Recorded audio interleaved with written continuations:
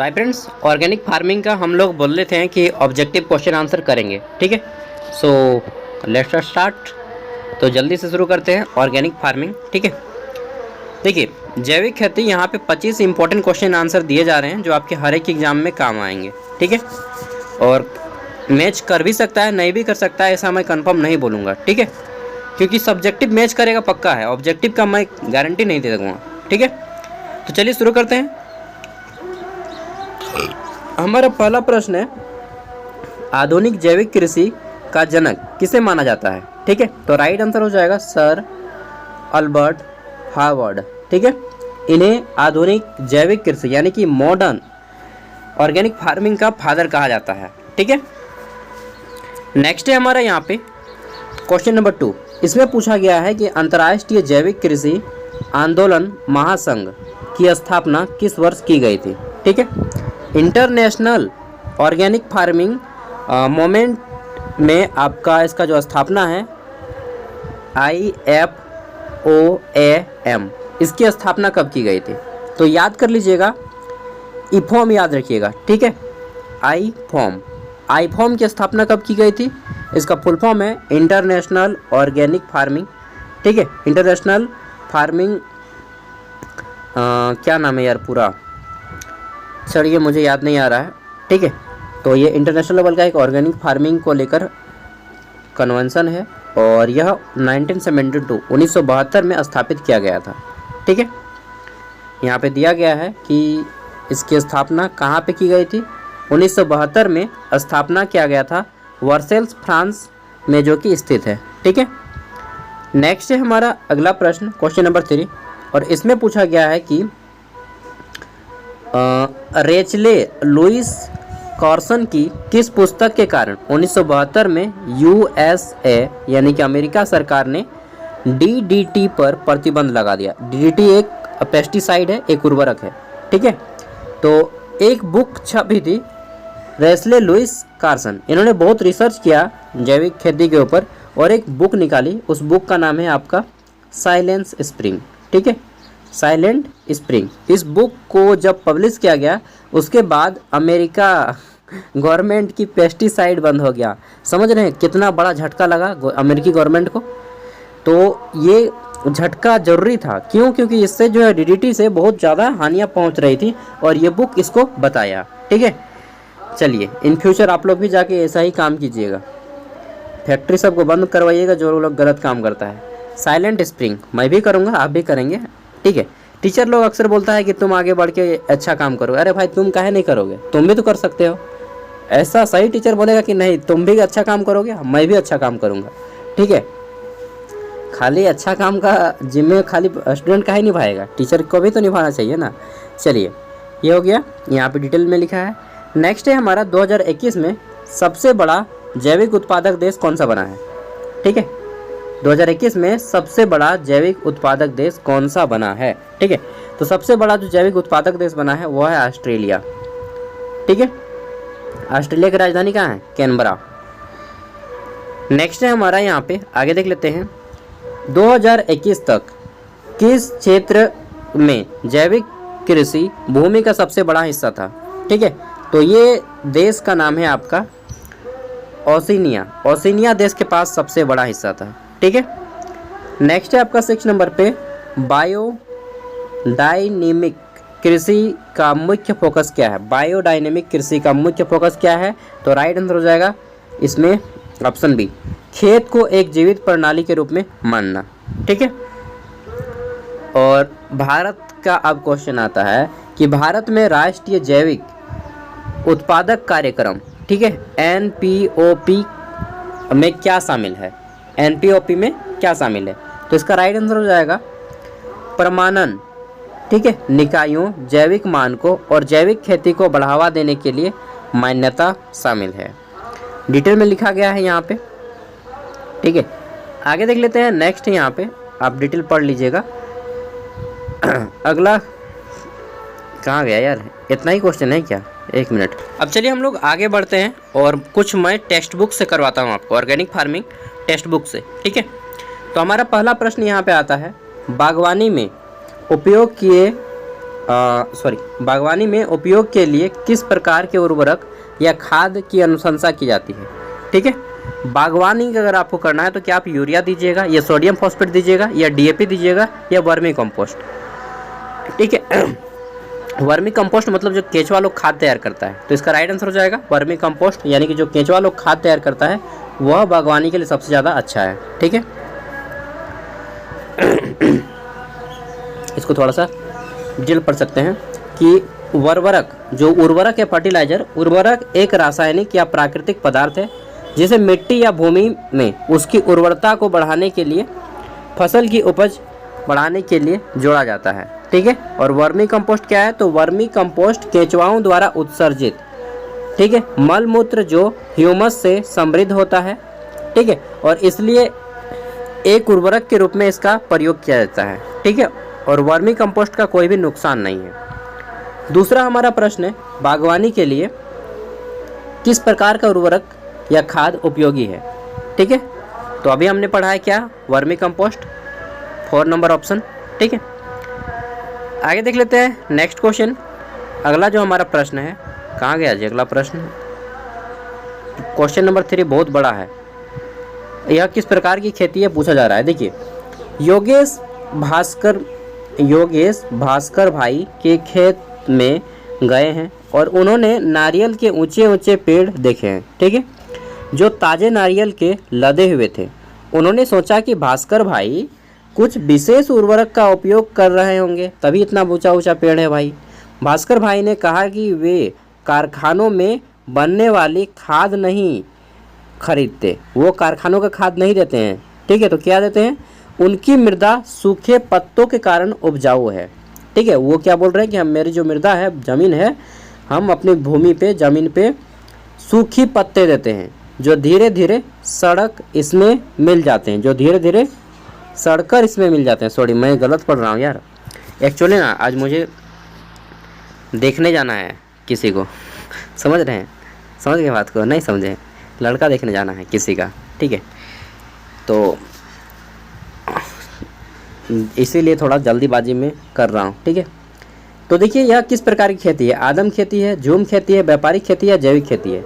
वह sulphate phosphate का कुछ नहीं प्रयोग कर रहा है, क्या कर रहा है, तो वह सूखी पत्तों का प्रयोग कर रहा है। तो यह किस प्रकार की खेती है, व्यापारिक खेती नहीं होगा, झूम खेती नहीं होगा, आदिम खेती है या जैविक खेती है, तो यह जैविक खेती है। हम लोग पढ़ रहे हैं ऑर्गेनिक फार्मिंग, तो आंसर क्या हो जाएगा इसका, ऑर्गेनिक फार्मिंग यानी कि जैविक खेती।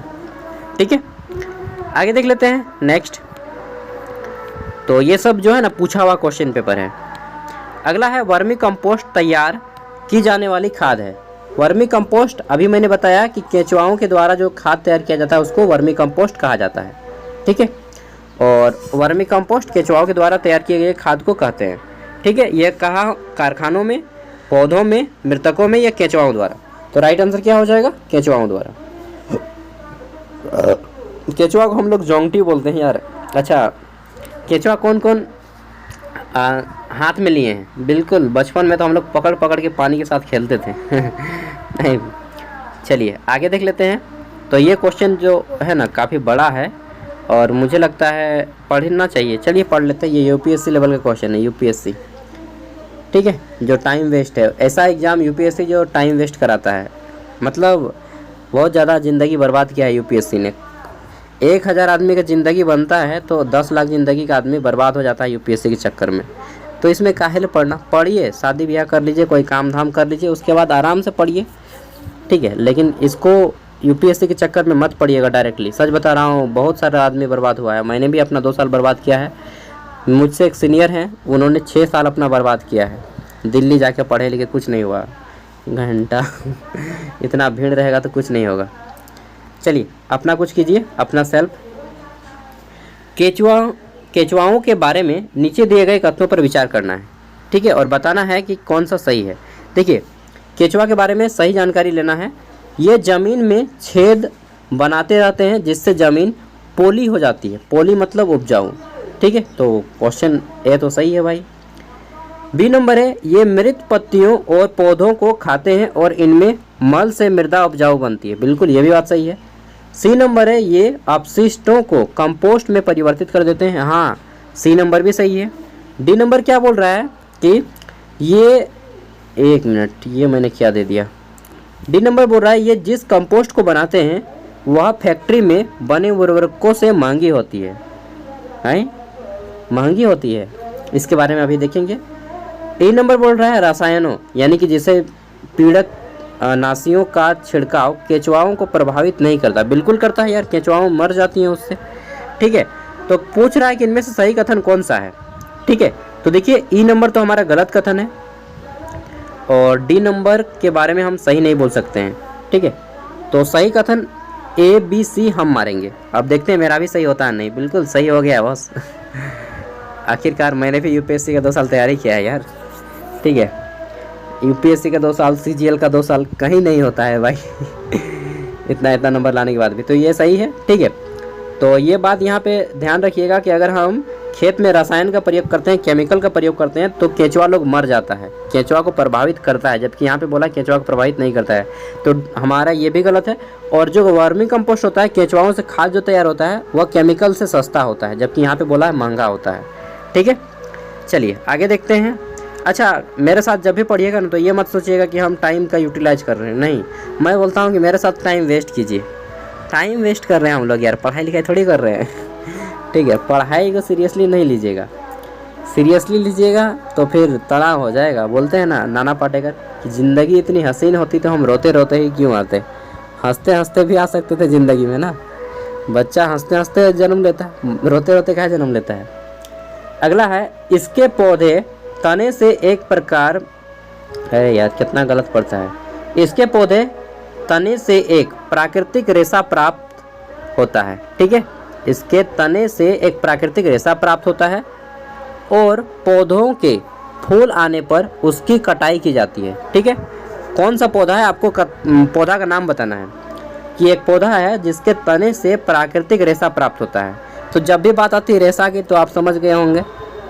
और पौधों के जब फूल आ जाता है तो उसकी कटाई कर दी जाती है। वह रेशा क्या है, कपास है, ऊन है, जूट है या रेशम है।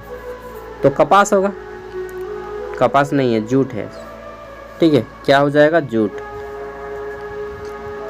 जूट है भाई, कपास नहीं है ना। प्राकृतिक रेशा जो पौधों के फूल आने पर उसकी कटाई की जाती है, जूट। और जूट को हम लोग आम भाषा में क्या बोलते हैं, सनई। सनई मतलब सनखाड़ी। ठीक है, आगे देख लेते हैं नेक्स्ट क्वेश्चन। तो अगला प्रश्न क्या है, वर्मी कंपोस्ट एक विधि है जिसमें खाद बनाने में किसका प्रयोग किया जाता है। तो वर्मी कंपोस्ट में किसका प्रयोग कीजिएगा, केंचुआ का। ठीक है, केंचुआ। ऑप्शन सी इसका राइट आंसर हो जाएगा। आगे देखते हैं नेक्स्ट। तो अगला जो हमारा प्रश्न है इसमें क्या पूछा गया है, बागवानी के लिए किस प्रकार का उर्वरक उपयोगी रहेगा। ठीक है, ये क्वेश्चन 2-3 बार रिपीटेड हो गया ना। तो वर्मी कंपोस्ट राइट आंसर हो जाएगा, जो केंचुआ से तैयार किया जाता है। आगे देख लेते हैं, यहाँ पे केंचुआओं को किसानों का मित्र माना जाता है। ये भी क्वेश्चन आ सकता है कि किसानों का मित्र किसे कहा जाता है, केंचुआ को। केंचुआ को किसानों का मित्र माना जाता है। इसके लिए निम्नलिखित कारणों में से सही कारणों का चयन करें। तो क्या क्या कारण है केंचुआओं को किसान का मित्र कहा जाता है। ठीक है, why call friend of farmers. ठीक है, तो क्यों कहा जाता है अर्थवर्म को। तो देखिए, केंचुआ को इंग्लिश में अर्थवर्म बोला जाता है। केंचुए जो हैं मृत पत्तियों और पौधों को खाते हैं और उनका मल मिट्टी में उपजाऊ बनाते हैं। हाँ बिल्कुल, ये भी एक कारण है कि उपजाऊ बना दिया तो किसान का मित्र हो गया। केंचुए खरपतवारों को खाते हैं और मुख्य फसल को बचाते हैं। हाँ बिल्कुल, ये भी एक बात है कि मुख्य फसल को बचा रहा है और खरपतवार को खा रहा है, यानी कि जो खराब खरपतवार है उसको खा जा रहा है। तो 2 को रीजन हो गया मित्र बनने का। तीसरा है, केंचुआ जमीन के नीचे खुदाई कर मिट्टी को नरम बनाते हैं। हाँ, ये भी बात सही है। डी नंबर है, केंचुआ द्वारा बनाई गई सुरंगें हवा और पानी को मिट्टी में आसानी से पहुंच जाती है। हाँ, डी नंबर भी सही है, यानी कि ए बी सी डी सभी सही है। कहाँ है जी, तो क्या पूछ रहा है अल्टीमेटली कि कौन सा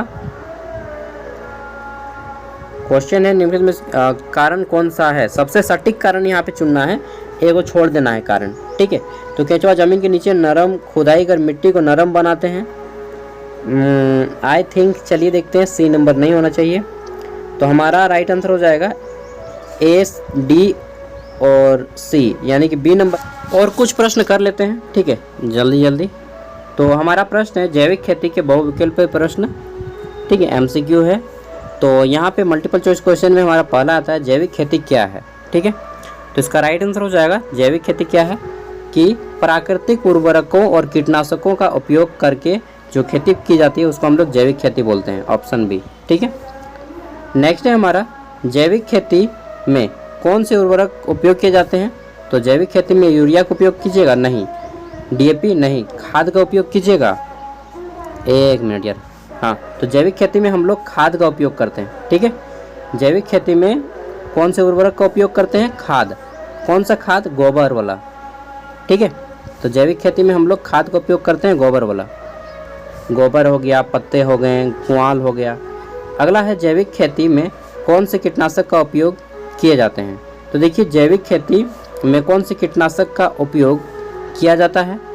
तो एक मिनट, अगर आपको जैविक खेती में कीटनाशक जैसे आपके खेत में क्या बोलते हैं उसको, कीड़ा वगैरह को मारना है, ठीक है, तो उसमें डीडीटी का प्रयोग ना करें। डीडीटी का प्रयोग नहीं करना है, केमिकल का प्रयोग ना करना है। उसके लिए आपको नीम का तेल देना है। क्या करना है, नीम का तेल दीजिएगा ना, ठीक है।